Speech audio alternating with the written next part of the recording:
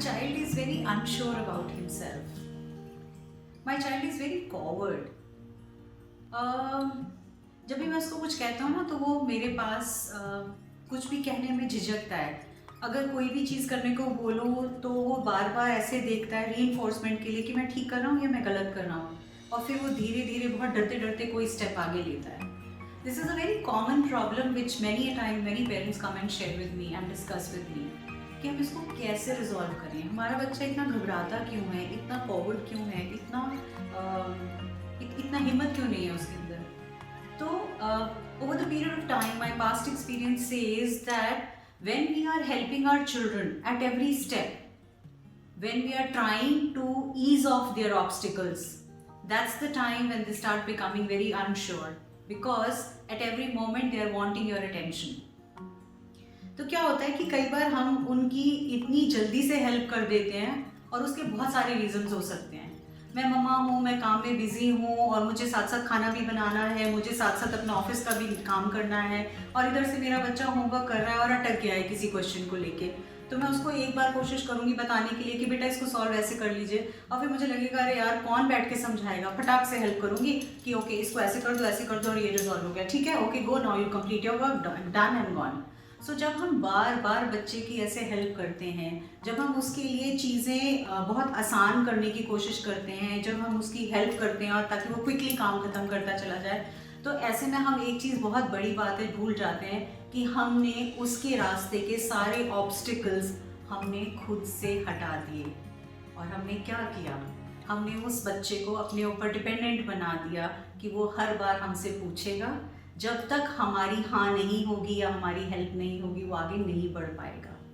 तो for all those parents जो बार बार आके यही बात करते हैं कि हमारा बच्चा बहुत अनश्योर है, बहुत कॉवर्ड है, अपने आप से कुछ करने से पहले घबराता है, 10 बार हमारा रीइंफोर्समेंट के लिए बार बार हमारी तरफ देखता है कि मैंने जो किया वो ठीक है कि नहीं, उन सब पेरेंट्स के लिए बहुत इम्पॉर्टेंट थिंग है, आप प्लीज़ अपने बच्चे को अपना काम खुद करने दीजिए.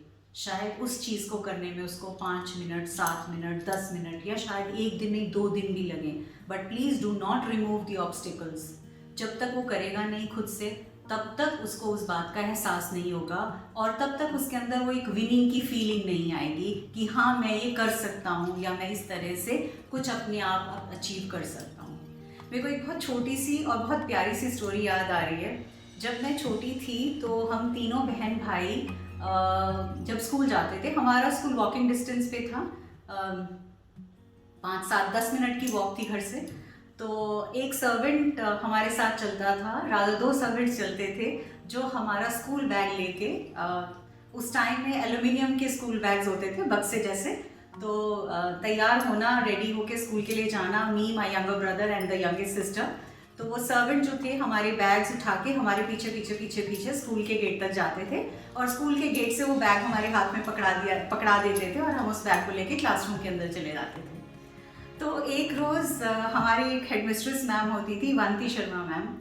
तो वो गेट पे खड़ी थी, और जैसे ही हम गेट तक पहुँचे तो उन्होंने देखा कि सर्वेंट साथ में हैं, और उन्होंने हमें, हाथ में सर्वेंट ने बैग पकड़ा और हम अंदर जा रहे हैं.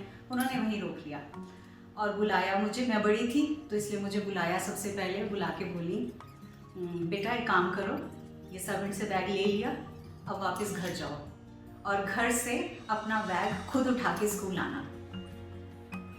हाँ, मुझे थोड़ा सा अटपटा लगा, बट मैं उन बच्चों में से थी जो हमेशा कहती थी यस मैम, ओके मैम, और ट्राई करती थी समझने की. और मैंने ब्रदर को और सिस्टर को बोला चलो वापस घर चलेंगे, और हमने अपना बैग उठाया और हम घर आ गए. घर आए और वहाँ से फिर से हम घर से जाने के लिए स्कूल रेडी हुए. जो मेरी सबसे छोटी सिस्टर है उसने घर जाते ही ज़ोर ज़ोर से रोना शुरू कर दिया और मम्मी डैडी को बोली कि आज से मैं स्कूल नहीं जाऊँगी क्योंकि मैं बैग नहीं उठाऊँगी. और ब्रदर ने भी थोड़ा सा अनकम्फर्टेबली कहा कि मैं बैग नहीं उठाऊँगा, लेकिन मुझे याद है मेरी मम्मी डैडी ने प्यार से और गुस्से से दोनों तरह से समझाया और कहा कि नहीं, बहुत ठीक कहा है तुम्हारी हेडमिस्ट्रेस मैम ने, आज से तुम बैग अपना खुद उठा के जाओगे. वी आर वेरी हैप्पी कि उन्होंने ये तुम्हें सीख दी. हम दोनों भाई बहन तो स्कूल चले गए, लेकिन जो सबसे छोटी वाली है उसने पूरी नौटंकी बिखार दी और उसने रोना धोना मचा के कहा मैं स्कूल नहीं जाऊंगी. उन्होंने पेरेंट्स ने ये कहा ठीक है नहीं जाना, तुम घर में रहो, जितने दिन रहना चाहते हो रहो, लेकिन बैग तुम्हारा सर्वेंट नहीं उठाएगा। तो वो बात मुझे आज भी याद है। आफ्टर ऑल 2 दिन के बाद वो अपने आप से चल दी हमारे साथ और उसको भी वो स्कूल जाने लगी। But you know I still remember this very vividly just because of the reason that was my headmistress who told me the importance of doing your own work yourself. So क्या हम as parents हर बार अपने बच्चे का काम खुद से करना चाहते हैं? और आजकल तो ऑनलाइन का ज़माना है, तो ऑनलाइन एग्ज़ाम्स में क्या हम बच्चे के साथ बैठ के उसको आंसर्स डिक्टेट कर रहे हैं? क्या हम उसका रास्ता आसान कर रहे हैं या मुश्किल? सोचना इस बारे में। नीति Kaushik yet again with another episode and I hope it makes sense to a lot of people. Thank you so much, जुड़े रहिएगा और कमेंट बॉक्स में लिखिएगा आपने कब अपने बच्चे को सेल्फ इंडिपेंडेंट बनाने की कोशिश की and you motivated the child to do things on his or her own. In case you would want to listen to more on such topics, please mention in the comment box. We will be more than happy and ready to help you and assist you. बने रहिएगा, जुड़े रहिएगा. Thank you one and all.